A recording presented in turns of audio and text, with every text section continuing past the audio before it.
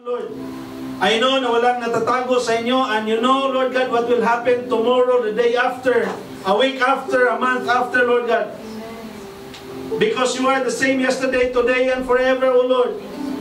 Ikaw yung tanging Diyos namin na nagmamahal sa amin, na nagbibigay sa amin ng kagalakan, nagbibigay sa amin ng hope, nagbibigay sa amin ng comfort, nagbibigay sa amin ng strength, Lord God, to continue to walk, to follow you, O God, for the rest of our lives. Maraming salamat, Panginoon, na sa pagmamahal mo, Lord God,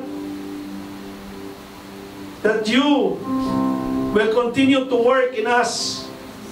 At hindi lang para sa amin, Diyos Ama, kung hindi para din sa mga mahal namin sa buhay, para din sa mga kaibigan namin, para din sa circle of friends namin, para din sa mga taong nakilala namin at inalaw mo na mag-meet namin because you want this gospel, Lord God, na may proclaim sa kanila, Lord. Lord, alam namin na hindi mo kami pinapabayaan. Thank you for speaking us tonight. Tanging totoo nga, Panginoon, yung existence mo, yung glory mo, yung presence mo na nandito sa simbahang ito, Panginoon.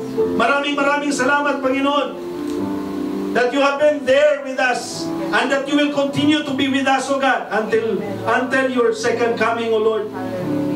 Lord, strengthen us. Give us peace. Give us joy.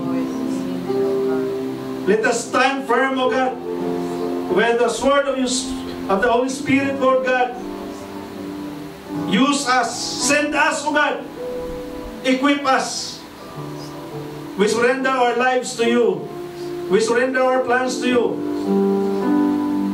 Sabi nga sa Proverbs na men establish the plans, but you, Lord God, ikaw, Panginoon, ang magbibigay, Lord God, ng accomplishment ng bawat isa sa amin. And Lord, ibinibigay namin din yung mga problema namin sa ngayon. Kung ano may mga kabigatan sa puso ng bawat isa, Lord, binibigay namin sa inyo, Lord God. We cannot do it alone. We are helpless, God, without you. Imposible po na ma-resolve namin sa sarili naming lakas, sa sarili naming kakayahan. But with you, Lord God, nothing is impossible, Lord God. Because you are the truth, the way, the truth, and the life, O God. Tanging ikaw lang yung source and perfecter of faith, Lord God. And Lord, we ask for forgiveness, O God, sa mga trespasses namin, sa mga pagkukulang namin, sa mga reminders mo, Lord God, na binabalinwala namin, O God. And thank you for reminding us once more sa gabing ito, Panginoon, na ika'y nagsasalita sa amin at ipinapahiwatig mo sa bawat isa, Lord God, na dapat makinig sa inyo. We surrender, Lord God, kung ano may yung kahinaan namin sa mga bagay na makamundo, Lord God. We give it up to you, Lord. We surrender it to you, Lord God. Holy Spirit, manahan ka sa buhay namin. Manahan ka sa bawat puso ng bawat isa. Huwag mo kaming pabayaan during the times na we ask you, Lord, that you will always be there as you have always been with us. Maraming salamat.